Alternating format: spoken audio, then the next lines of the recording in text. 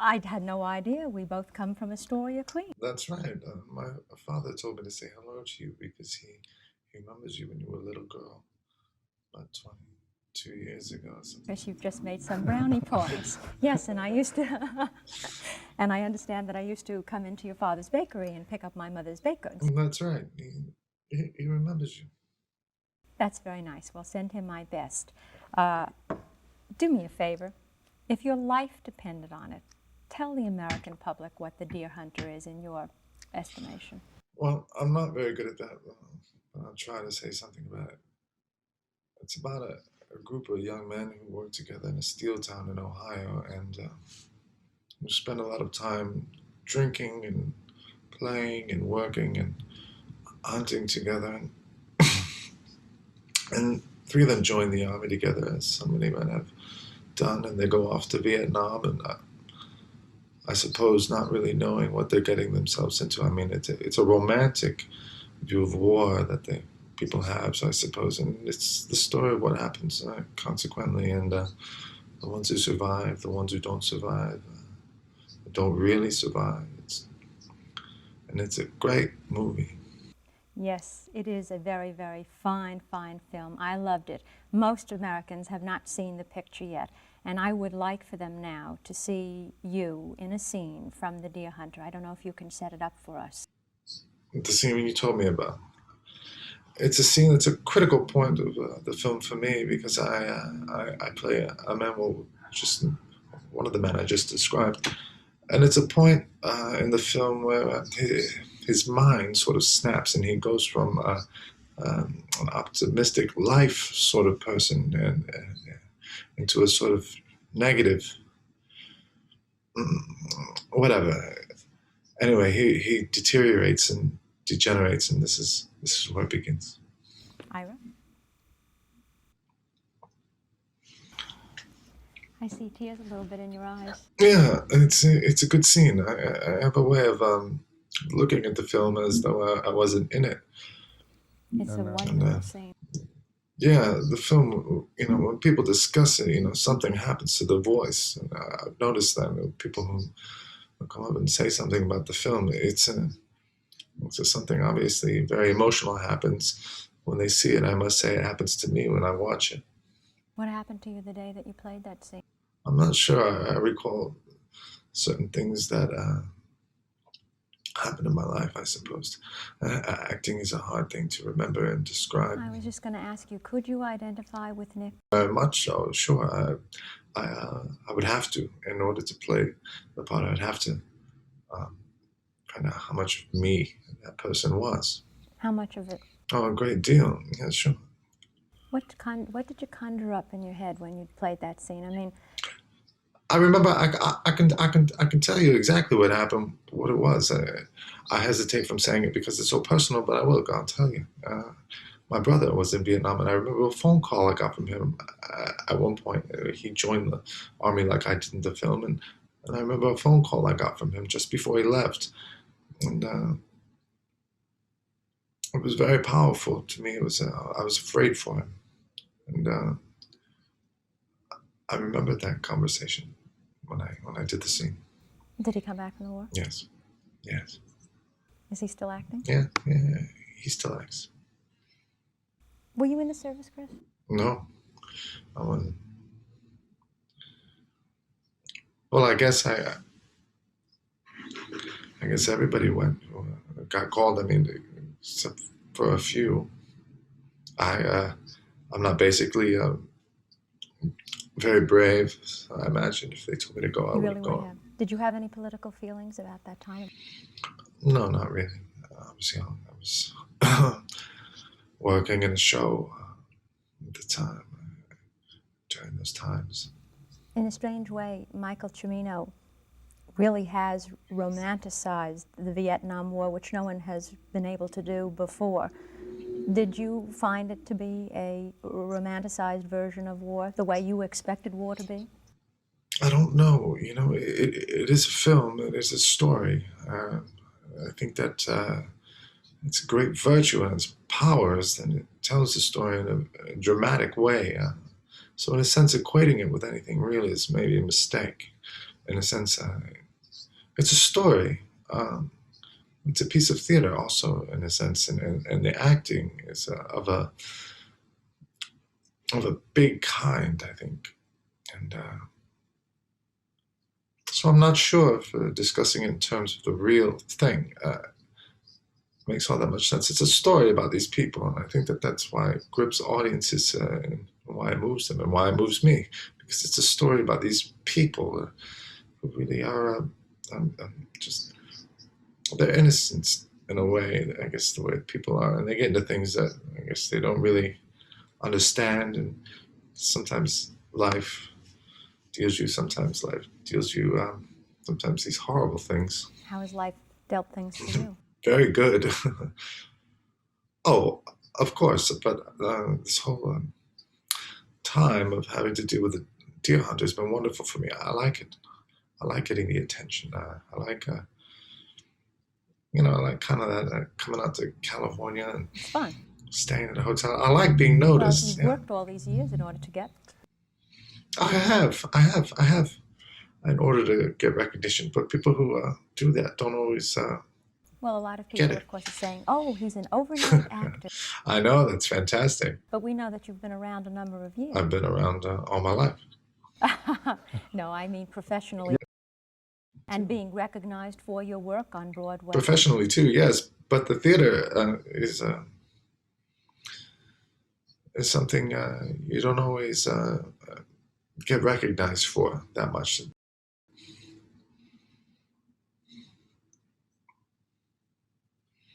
Have you ever had an intensely personal relationship like you had in The Deer Hunter? In your relationship, I mean, with Robert De Niro and John Savage, who are your two closest friends in the film, and the three of you go off to war. Have you ever had that kind of a relationship with other men? I don't think I have. No.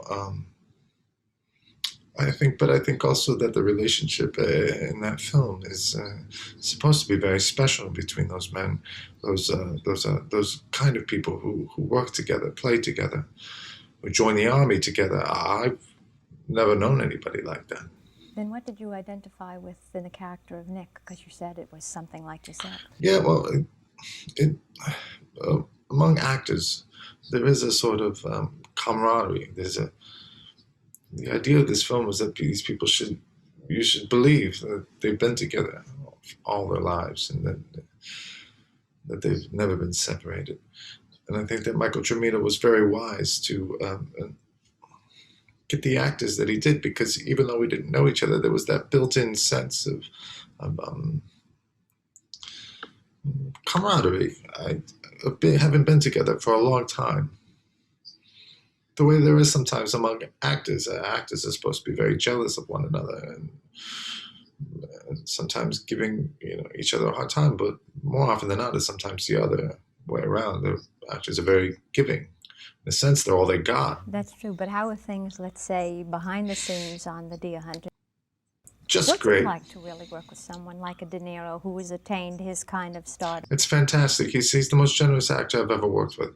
I was talking to somebody the other day, and the only thing I could equate it to is like, I don't know if you drive. Well, yeah, you drive. Well, of course, you drive in California. No, when you're on the highway, sometimes you get behind a truck, and then sometimes I could take you along in the truck, and you get caught in the back wind, or whatever. You could almost take your foot off the gas and keep going, and that's kind of what it was like working with him. He takes you with him where he goes. He's so strong that he pulls you with him. To know Robert De Niro is not to know him, as most people say, except I guess in an acting situation. Well, an acting situation, that's right. It's a particular sort of situation. I worked with him, but I don't know him. But he was very good to me in the movie, as was Michael Cimino. Is it De Niro friendly? Oh, yeah. Because the characters that he has played on screen, and when you meet him in person, he seems to be so shy that you hardly expect him to say 2 words to you. Yeah. Well, the actors, haven't you noticed? It seems to you that actors tend to be a little shy.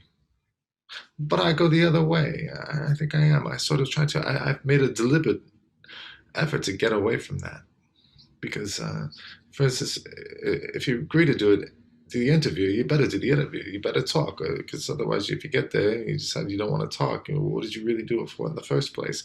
So I do make a deliberate effort to overcome my reticence, but actors tend to be that way because they're used to speaking other people's words. They're used to speaking their own. Maybe an impulse to be an actor is that you want to speak other words. You've been acting since you've been a very, very young boy. Right. How did you get into it? Your father's a baker. Was he a frustrated actor, or your mother an actress? I don't know. I got into it at an early age. My brothers and I both, and my mother had something to do with it. I'm not sure exactly what happens back then. You're so young, you don't really know. But I'm glad it happened because it gave me something to do for the rest of my life. I can only assume then that you intend to continue with all of it. Oh yeah, I'm glad. I like being an actor. It's fun. In The Deer Hunter, you become involved with drugs. Right. Have you, or do you know anybody who has become so intensely involved in the drug scene the way you were in that picture that you could do what you did in that film? Yeah. Of course, everybody knows people who are involved with drugs, but I don't know anybody who's ever that seriously and negatively involved with drugs as my character becomes in that film. And at that point in the film, I was going around trying to find people who were, tell me something about it, but I couldn't. Well, at least I couldn't find anybody who would talk. I mean, maybe there's nothing to talk about. Maybe that's the whole thing, is that it's not much to talk about. But anyway, I somehow tried to conjure it. What I imagined it was probably like, not having anything basic to go on. It worked out okay. I've always been curious, what happens to an actor when he's involved in a scene where brutality is used? I mean, some of those Vietnam sequences, they're very tough to watch. And especially when you fellas get involved with a form of Russian roulette that also shows a kind of brutality not to be believed. What happens to you when you're doing those kinds of things? How do you prepare for that kind of situation? Well, there's a particular section of the film that has to do with the first Russian roulette sequence in it, which is tough stuff. And when I got there to shoot that, I didn't know what was going to happen. I was worried about it, but because I knew it was a very important part of the film, but I didn't have any ideas about it, And we were sitting there, and Michael Cimino decided to have the Viet Cong leader, the man who's playing the Viet Cong leaders, start to smack us across the face.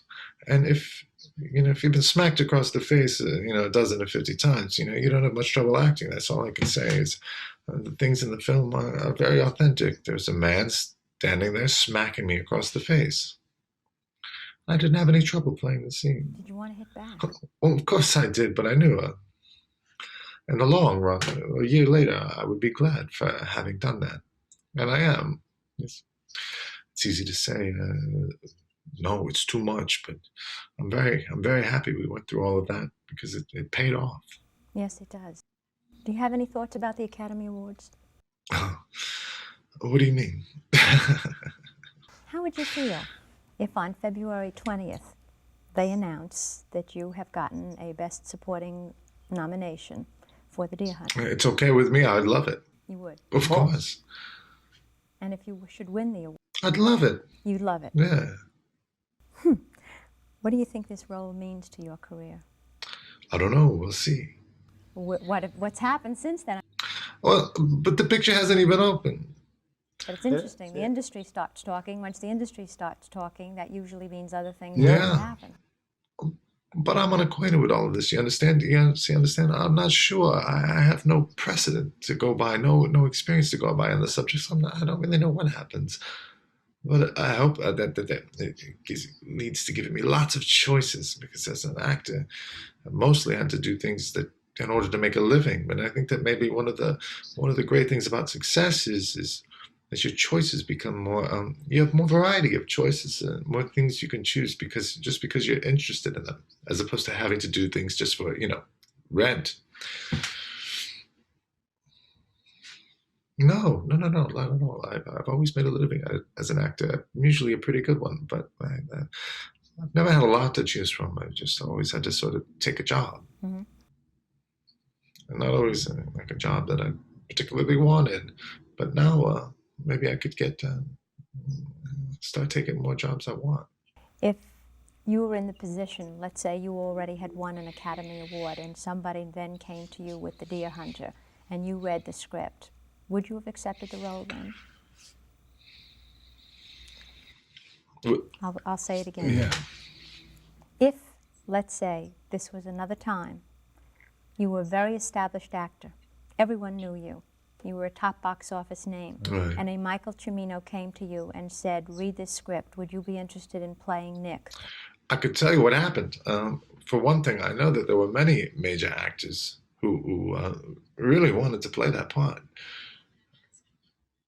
I would be among them if I had been a major, somebody that everybody knew at the time. Of course, I'd want to play the part. And the other thing is that when I auditioned for the part, I came to the office and I was asked, what part I'd like to play, and I didn't even dare say the one that I got to play because I never figured I'd get it. Whose part did you think of? Oh, I named other parts, some of the smaller parts. It's just too good. I just didn't believe that they'd give me that part. Had you prepared for it? No, I didn't. I'll tell you the truth. I really didn't think about it. It's an easy thing to say, It's not like, I didn't think about it. I really thought I was up for one of the lesser parts. I was just kind of curious to know whether you were secretly convinced in your mind that after reading The Deer Hunter and perhaps the part of Nick, that you knew that this could be a very important move in your career and that this part could perhaps change the tide in what was happening. Once I got that part, of course I knew that, sure. And I'll go in further than that. Uh, During the shooting of the film, before it even started, I had this sense that I was involved in something very important as a film. I didn't know whether I would be any good, but I always knew that it was going to be a powerful movie, and that's why people saying it makes me happy because I knew it. I felt it. It doesn't surprise me how people talk about it. Most everyone I've ever interviewed, people that you just meet even on the street, there's always someone that in their childhood becomes their idol. When you were growing up, was there someone who you would like to emulate your career after? Well, I never really thought seriously about being an actor until I was about 25. Before that, I made my living as a dancer. I used to dance in shows, chorus stuff. And I never seriously thought of being an actor until I was actually one. And as far as actors go, my heroes are the same as everybody goes. Marlon Brando, Laurence Olivier, same ones as everyone. You mentioned men, though, who aren't. Women also, of course. This, actors can have actresses as heroes too. I worked with Irene Worth, who's a very formidable actress, and when you're on stage with somebody like that, you learn a lot. So I would say that she's one of my heroes too. But I couldn't name an actor that you'd never heard of. You know what I find interesting about what you've said about the people that you've mentioned? One, you said you got along brilliantly with Robert De Niro. Two, you love Laurence Olivier. Three, you're crazy about Marlon Brando. All three of these gentlemen, as brilliant an actors as they may be, are some of the most uncooperative actors in the profession as far as the press is concerned. Oh, yeah? And the mere thought that you said that you kind of would like to pattern your career after them, I say to myself, gee, this may be the last time I talk to Christopher Walken. Well, no, I'm talking about their acting.